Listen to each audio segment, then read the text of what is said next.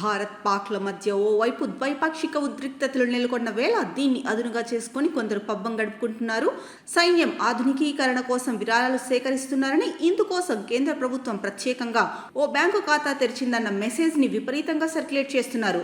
దీనిపై కేంద్రం స్పందించింది. వాట్సాప్లో తప్పుడు ప్రచారం జరుగుతోందని రక్షణ శాఖ స్పష్టం చేసింది.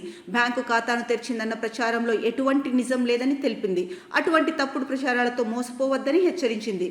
ఇక వాట్సాప్ మెసేజ్ చూస్తే, బాలీవుడ్ నటుడు అక్షయ్ కుమార్ సూచన మేరకు కేంద్ర కేబినెట్ కీలక నిర్ణయం తీసుకుంది. సైన్యం ఆధునికీకరణకు ప్రభుత్వం ప్రత్యేక ఖాతా తెరిచింది. మీ వంతుగా ₹1 మొదలుకొని ఎంతైనా సాయం చేయొచ్చు.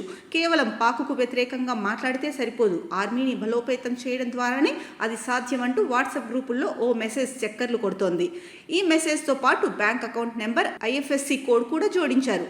ఈ ప్రచారాన్ని రక్షణ శాఖ కొట్టిపారేసింది. ఆర్మీ కోసం ఎలాంటి బ్యాంకు ఖాతా కూడా తెరవలేదని స్పష్టం చేసింది. ఈ మేరకు PIB ఫ్యాక్ట్ చెక్ విభాగం Xలో పోస్ట్ పెట్టింది. ప్రస్తుతం చక్కర్లు కొడుతున్న వాట్సాప్ పోస్ట్ను కూడా అందులో జోడించింది. యుద్ధంలో మరణించిన, గాయపడిన భద్రతా బలగాల కుటుంబాలకు సాయం అందించేందుకు గతంలో armed forces battle casualty welfare ఫండ్ను ఏర్పాటు చేసిన విషయాన్ని గుర్తు చేసింది. సైన్యం ఆధునికీకరణకు మాత్రం ఎలాంటి బ్యాంకు ఖాతా తెరవలేదని స్పష్టం చేసింది. ఇది సైబర్ నేరగాళ్ల పనిగా భావిస్తున్నారు.